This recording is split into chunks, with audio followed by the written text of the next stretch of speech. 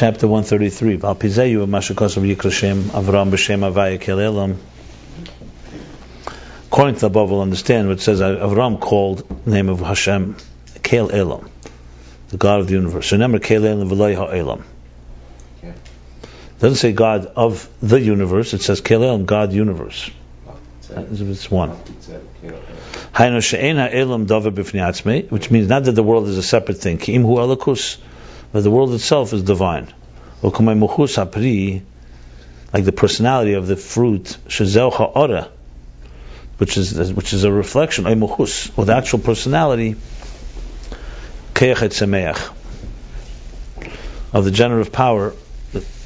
But it's materialized.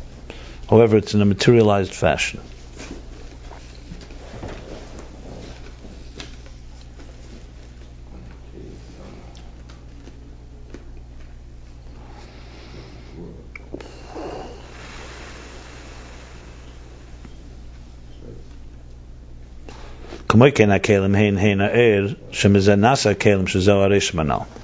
Same thing, the containers.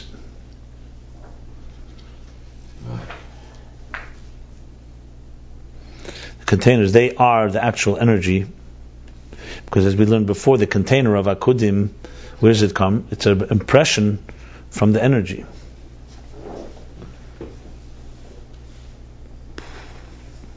So the energy has two functions. One is it's the mazel and gives it personality. The second is that when it thickens and recedes, it turns into a container, which is the seed. We're going to have to figure this out. This is not so simple. Same thing is in their root. The ak. They're the kelim of ak. And the root of roots, they're the letters of the impression. They're the same exact letters that were before the tzimtzum. Nothing was innovated, nothing new was added in them. Only thing is through the concealment and the removal of the energy from the letters, they became tangible. Like it says elsewhere. We learned this. So in other words, when God envisioned existence, so it's like this: the Keach Etzimeach is the power, divine power to create. It envisions, the mazel is the air that envisions the personality of existence, like sweetness. It envisions containers, that's the tangible element of it. And the containers themselves also originate from the energy itself. That's what he's adding now. That's Er Zerua. So the energy manifests in two ways. One is in energy, in the energy of Atzilus, Eir Chochma Eir Bina, and second in the Kelim of Chochma, Kelim of Bina, Misavus Eir Nasa Kelim. The reason I'm confused is because usually we try to, the track of containers goes in its own track. It does not, even though the energy, it gives it its power. For example, when a child is beginning to develop in the mother's womb, so the container, the body, the seed is coming from a different place than the energy, but it's the energy that is actually letting it grow. So the Keach Etzimeach is the air that breaks into air, the full air. We have to read on, but I'm trying to just figure out the dynamic, how it works here. But that's only how the energy comes in Bakshama, becomes coarse or materialized. Bakshama doesn't mean physical, it means more magusha, less refined. More defined. I don't know the word defined, more tangible, more concrete, concretized. And this same is with all the nivraim and all the creatures. Like he says in the Shaykh al-Vamuna, basically, in Tanya, section 2, chapter 3, which we learned earlier when he spoke about the whole thing of Shaddai.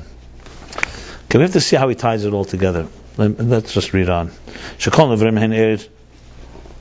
All the creatures are really Er V'Ziv HaMispashed Ma'Keich Eliki.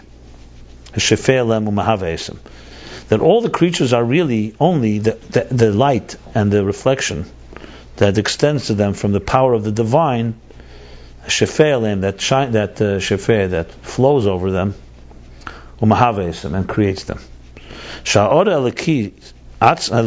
Because the divine reflection itself, the reflection of God comes in Hakshama, comes in some type of concrete or manifest way, and becomes Mitzias Davar, becomes an object. So when Hashem says Yehi Oyer, so it's divine words that is making Oyer, but it's taking on the shape what we call Oyer, physical light. V'zeu Kel Elam, and that's what it means, Avram Kel Elam. She'elam hu Elokus Mamish. That the world is Elokus Mamish. Back to the table, the same thing. The idol that came when it becomes Rakshama, it turns into a table. Well, let's talk like he said with the apple. The apple is, like he says, the pri. So ha'ara emuchus keichet semeach rakshabo ba'akshama. It says v'chenu b'chalon Ibrahim.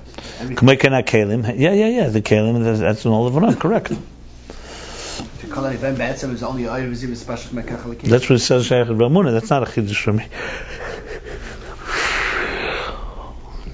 It's all alakus. So basically, the world is alakus.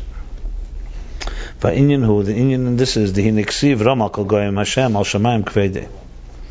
Now it says the Hashem is Ram, is above, exalted above all nations. Al shamayim kveidei. Ramal kol goyim Hashem. Al shamayim kveidei. On his heavens is his glory. V'hainu she'emnim shal shamayim kveidei v'azav Hashem es aretz chas v'shalom. This pasuk is referring to what the Goyim say, Rama kol Goyim Hashem al Shemayim Kvedei. That the Goyim say, al Shemayim Kvedei, that in heavens His glory is there. V'ozav Hashem es aretz chas v'shalom. But God left. Ozav. He exited. He left. No, He left it in the hands of the Sadim and the Malachim to govern. It's going to say, one second. V'ozav Hashem, the Hashem. Rama kol Goyim Hashem. He left Vazav Hashem es haaretz, and God Hashem left the earth. God forbid. V'zeu lefi te'usam, and this is according to their mistake. Shechesh m'dam shachas achayis men yizbarach la'el m'shu b'derech ilah va'ol. This is their mistake, that they think that the flow of energy, the transmission of energy from the divine to the world, is in a form of ilah va'ol, cause and effect. So what means cause and effect? So it means that we have some similarity with the divine.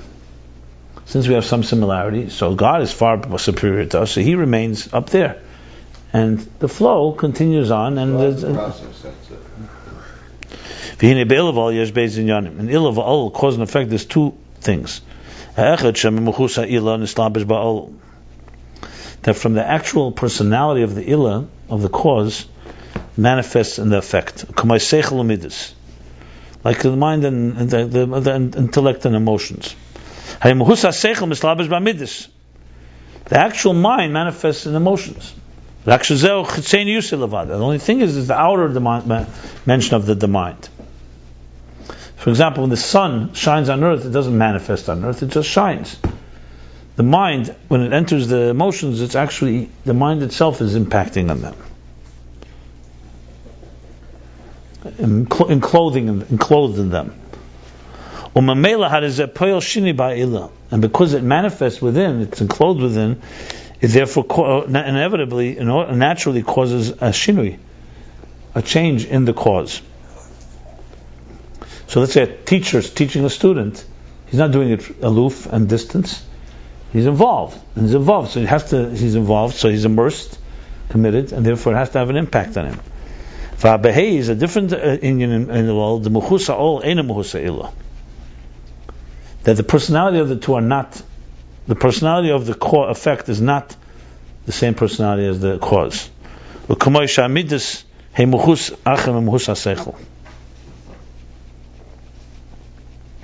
Actually, it's not a different way. No.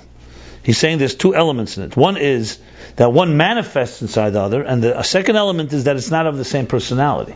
The same ilah, he's not talking two different types. So you have like a type of, like, the teacher is not the student just because he commits himself to the student. So the cause and effect have a relationship with each other, but they also have a separation. They're not of the same personality. When the mind affects your feelings, for example, you think about something and it arouses a attraction to it, the object. So the mind is being affected because it's manifesting, it's invested in this. But the heart and the emotions are not the mind. They're two different things. And the fact that the savas, the creation of this, is only as God's only a revelation. Shamidus mizgalim al yedei seichel. There we go. Not that the midas coming from the seichel. Midas have their own personality, they have their own root. When you think about it, it awakens them, but awakens something that was there already before. That's what he's saying here.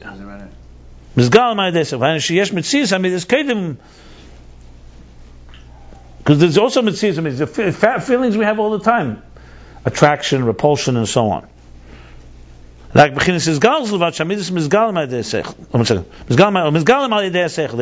to the seichel. If there were no feelings, there would have been they would never have emerged from the seichel. So in other words, if there was no such thing as feelings, if a person only has a mind, a computer can generate all kinds of ideas, but it's not going to create any emotions because a computer doesn't have emotions. So since you have feelings, the mind is like a catalyst that stimulates them. So I thought it's called the imes, not Tanya, that they give birth to the midas. There's a discussion on this as well. What means they give birth? So then it says that midas, however, have a shade that outside. It's like parents give birth to a child, but it's not the child. This is there. This is the neshama. Not sure how he's going here. Let's see where he's going. The same thing is another ilval in intelligence itself. The example I just gave. Like a teacher and a student. The student receives a transmission from the teacher. And he becomes through this a Baal Seichel, a person, an intelligent person.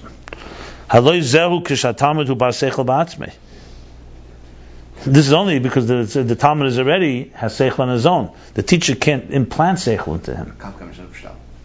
Yeah. The Im ain't a Bar Seichel, because if he had no Seichel, if he had no ability to have, if he didn't have it in mind, Bar Seichel means a person with a capacity to have there's a Seichel Eitzel HaTalmud. Through teaching him is not going to suddenly create Seichel by him. Kim Kasher Hu Bar Seichel. Rather, when he's already an intelligent person, Poyel Boyashpas Harav, the teacher, the transmission, the education of this teacher affects him. His galus keich sichli affects in him to reveal and awaken the power of his intelligence. Shiyir Bal Seichel, that he should act on it, that he should actualize it. And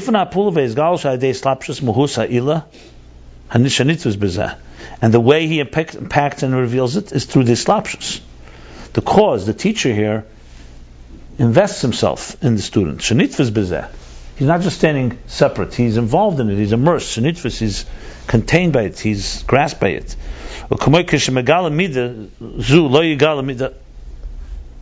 Mida? So he's talking seichel here. Okay. He's saying back. He's giving the example. When you are in a mode of, let's say, chesed or this, you're not in another midah. It means you're invested in it. You're not detached. So when you're revealing one emotion, you're not revealing another emotion. And definitely when someone is ashpos hasech, why is it even more so? Because when a teacher is teaching a student, he can't be doing something else at the time. He's completely immersed in it. And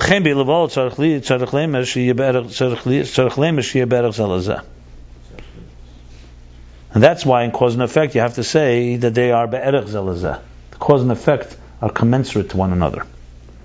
The emotions are commensurate to the intelligence. Same thing in seichel itself. Two examples of ilaval here.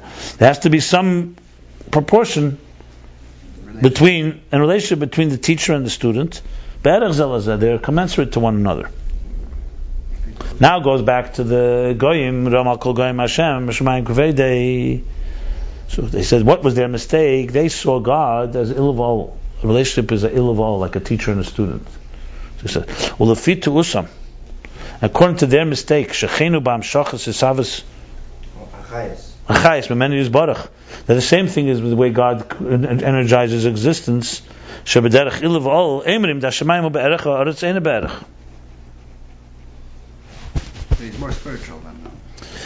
So since they see God that is somewhat related to us and is in just greater than us, but still there's a commensurate relationship. He's not infinitely distant. So it's a form of iluv. He's like the higher power. We're a weaker power. So they say Hashemayim hu be'erech. They say the heavens are be'erech to him. V'aretz ein be'erech. So he belongs in heaven. He doesn't belong on earth, which is inferior to heaven.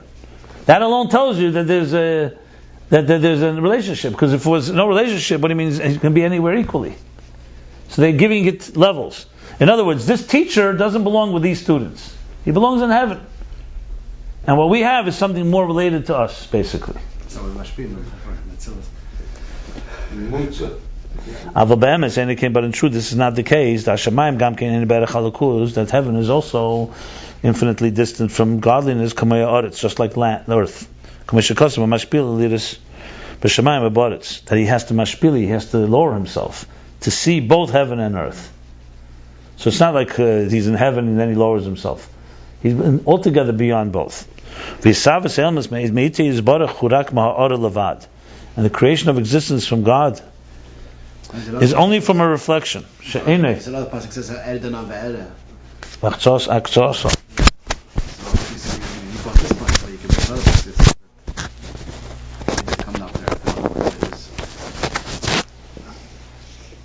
So this whole Mamorim just on this question.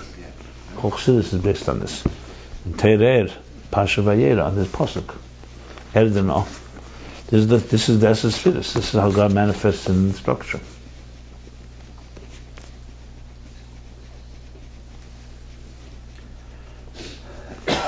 That's only from a reflection, and it does not cause any effect in him. If he was a teacher and a student, or like Moichin and Midis, intellect, emotions, so he's invested in it. Here he's beyond it all, so it doesn't have any impact on him.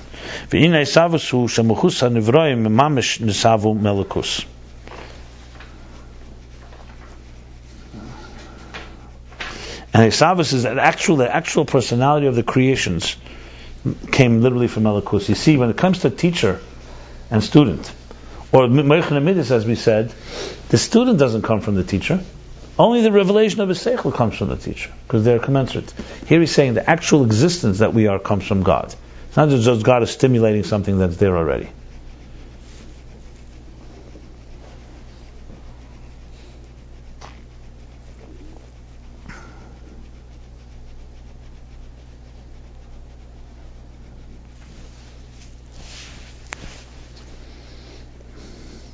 How does that fit with the apple? With the fruit? Because the fruit itself is the Kechet Semech. He's going to continue here saying, okay. Yeah. That means from a reflection from God. That this reflection, that itself became Muhus Nivra.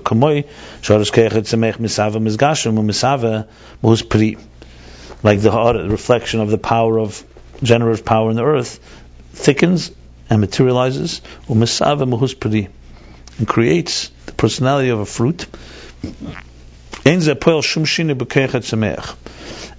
does not cause any change in the power to create. Like you said, it doesn't weaken it. You can continue giving birth and regenerating and sprouting seeds, plants, forever. So the Koyach HaTzemech is the Koyach HaLikir, in other words, that manifests in the fruit. One second. I have to think of it.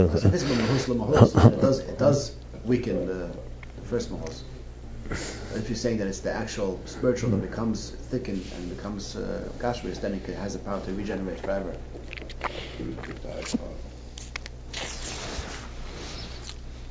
Hold on a second. There's a ruam. So they bring into the Gvul of Elikus, they bring Elikus into it. Same thing as above.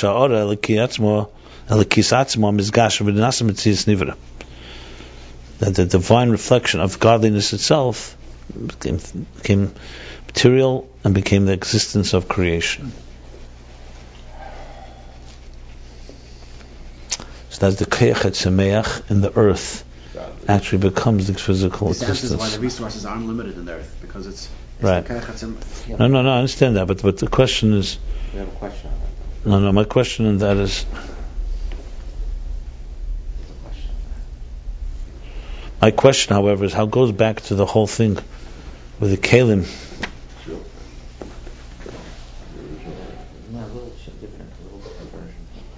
Okay. I still... So the Eir is also the thing that creates the Keli. That's the bottom line, is what he's saying. Yeah, because he said before, Shaddai is what? The Eir, the key, is limiting the flow. The divine energy is limiting the flow, and that's what creates the container,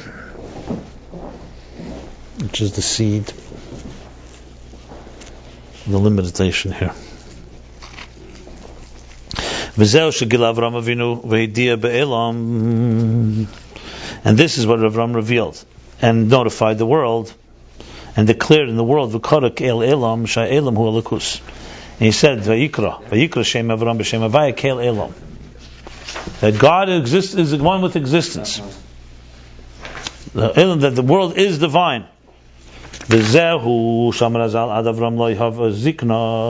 also what Razal say, that until Avram there was no old age. No aging. There's no aging or old age. Aging in general, they didn't get older? No, they got older, but there was the same thing. If some 20-year-old was the same thing as 800-year-old. But 20 or 10? Aging means that it was not. What point did it stop? Whatever age they were, until they died. Yeah, but it's like they say that they were the same until their Neshama left their no. But what means the same? What's that? They were like. But I thought that was some until Yitzhak. 127. No, it doesn't mean that they couldn't. Right. Yeah, but But she still left. Right. It didn't get old and die. You just remained. But the question is what? There was some aging. The question is what age? Until Yaakov Avinu sneezed. Till the marble, they say that. Till marble. Yeah. They say Yitzhak. Yitzhak started. Pirish Rava Magid Zal, the Kavona Shlo Yuz Galus B'chinas Yud Gimel Tikkun Dikna. And the Magid teaches the meaning in this is that there was no revelation of the 13 Tikkun Dikna, which is the 13 attributes of mercy. That's Yud Gimel Midas Harachamim. Tikkun Dikna means the beard, the face, the things of the beard. Right, the Tikkunim, the 13 strands, which correspond to the 13 attributes. Dikna, Zakan. The 13, what do they call them? They said the Baal Shem Tov, you could see 13 sections of his beard. Ad Avram shekara kel elam. Until Avram, 13? Ad Avram, till Avram, who called out and declared God is the universe. But what does it have to do with Kel Olam? This is also connected to this, to the age thing, to the fact that people got older. We'll see. He's explaining now. He's explaining. So what means do I have a zikna? That means there was no. Because this zikna shows on the beard, it becomes white. Till Avram there was no zikna, but Avram began in Avram Zokan Baba Yomin, right? Avram Zokan, he aged. What means? Because by Avram was a revelation of the level of Zokan of the Yud Kimmel, the 13 strands of the beard. Strands, that's the word. Till Avram, he called Kel Elam. Because before Avram, basically the divine remained concealed. He wrote down the 13 strands, right? The Indian of this is, then you do it that side, and the hairs come from the leftovers of the meichin. This literally means, this explains, like, when you pull hair, Excessive. So when you cut it doesn't hurt, but when you pull it, it does, because there's a little nerve endings that connect to the mind. So Cyrus are moisle meichins, considered to be in Ruchnius a level that meichin, drops of meichin go through it, go through the hair. strands. It's a level of ruchnis. And Gashmis, it's harder to understand because it's not like the hair has any intelligence. But it means that the hair has, because that's why hair that grows on the head is very sacred. You have the time the midbar, the Levim had to shave it, Mitzera. You have women covering their hair, growing hair, long hair. Hair is a big thing, Nazir. Why is hair so significant? So there's a mimer from the Alter Rebbe, it's brought in some Tzaddik, Derechim Tzesechet, Tigalachas Mitzera. It's a whole discussion that hair, especially facial hair, has a lot of sanctity to it because it's receiving energy from the highest level of the soul. So in Ruchnius it's very clear. It means like the level of Keser and the skull and the brain. So the hair there is the transmissions of energy that flows in a very tzimtzumdik way. And what it evolves in physical terms, it's us. It's our hair. Why would this Mosrim have this sacredness if it's so concealed that you can cut the hair and not feel any pain or anything? But it's because it's connected to a very high source. That's why. It's cleaning it from here. It's because it's connecting it from that high source. When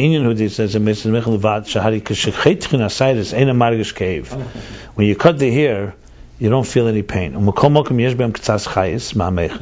they have some diminished measure of life from the mind. Because the hair are hollow. It's like the hair follicle. There's nerves in the hair follicles. Hair follicle, the edge, when they connect to the brain, to the skull, there's little. If you look closely, there's like a hole there. A very, very small opening, cavity, which manifests in them the energy. As I said, you have to start in Ruchnius to understand this. If you start physically, you're not going to get it completely. And spiritually, you understand, then it evolves the way it is, because we're creating a divine image. Even our hair is in that. So, why is there hair on the head altogether? Because it wants to show that there's an energy that flows out into the hair, and it has power. It has a lot of power. I once wrote an article, I never really published it, about why women have to cover hair, based on this whole discussion. And also all of us. You see, women grow hair long, men are supposed to cut their hair. The Levim and the Midbar had to shave every day. A Kohen has to take haircut all the time. Only once that they cut off all their hair. Who did? I'm a labor, so I'm protesting. Yeah. Okay. Protest is not, I don't know if you have to protest. Yeah, one time. It was a one-time tzivui, a one-time commandment. Everything. Yeah. One time. Yeah. You mean one time for each Levi? Yeah, the legs. Yeah. No, it was a one-time thing in the desert. But later in the Beis Hamikdash, the Kohanim have to. 1 second. How often do the Kohanim have to cut their hair? You're a Kohen?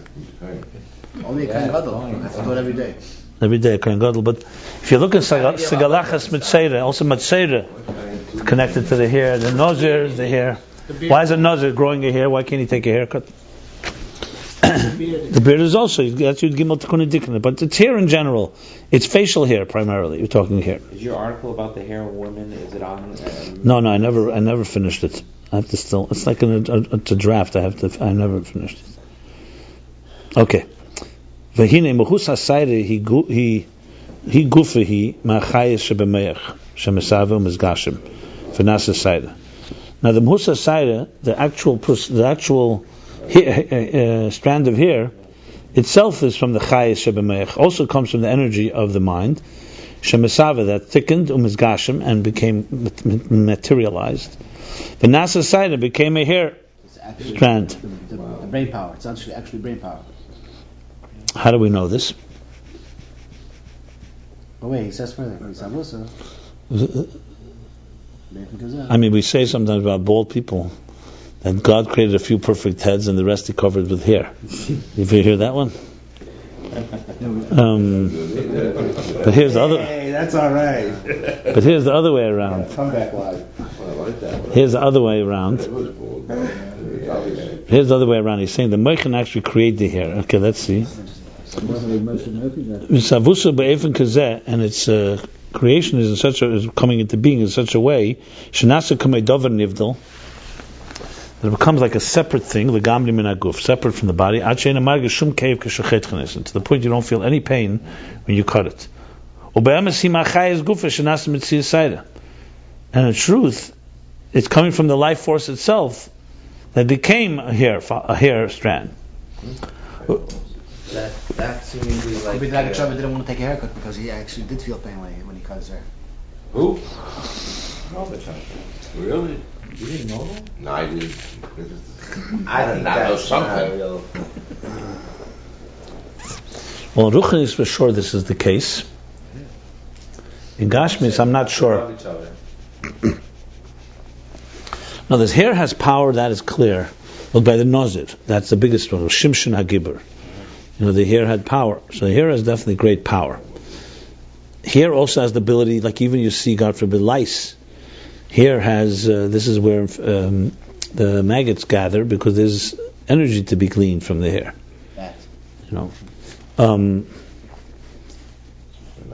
The reason that they had to shave the hair or cover the hair is because hair has unique asachetzenim, has the ability to give off, has a lot of power, and if it's not protected well, it's not covered, the negative forces gather there.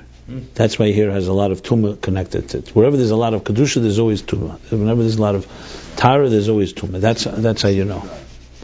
But how come it has so much power, but it's dead? It's dead in the sense it's one of the reasons that there's one of the reasons that hair grows in certain parts of the body, not an accident. It grows in parts of the body that have released a lot of heat or need more protection than other parts of the body. Because hair is an absorber. That's on a very physical level. This is scientifically so. That's why hair grows on the head, it grows in other parts, it grows in areas of the sexual areas, for this reason. It's a type of covering. It's a covering like a garment, and it also protects. Hair is one of the best things that catch bacteria and infections and so on. The head is obviously a place that has a lot of power. Simply, it's the central nervous system. So it's like, So this makes sense totally. So therefore, you can understand hair has a dual thing. On one hand, it's around.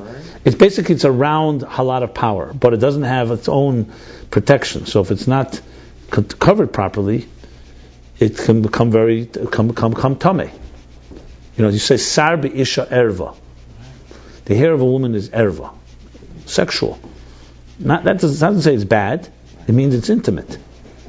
You look at advertisements for anything that's connected with hair, you'll see how they use women's hair. You see right away, they use it always in a sexual way. Hair. No, this talks about, because a woman's malchus, her hair is far more powerful than a man's hair. That's why a woman before marriage doesn't have to cover her hair, and she can grow her hair long, and men are not supposed to grow their hair long. It's a real paradox. Why? If women's hair has such power, they should be cutting it right away. They should cover it all the time. On the other hand, men, why shouldn't men grow hair? And men don't have to cover it. This is all part of what I've been writing. The answer is because the woman's hair is far more powerful and connected to malchus and so on.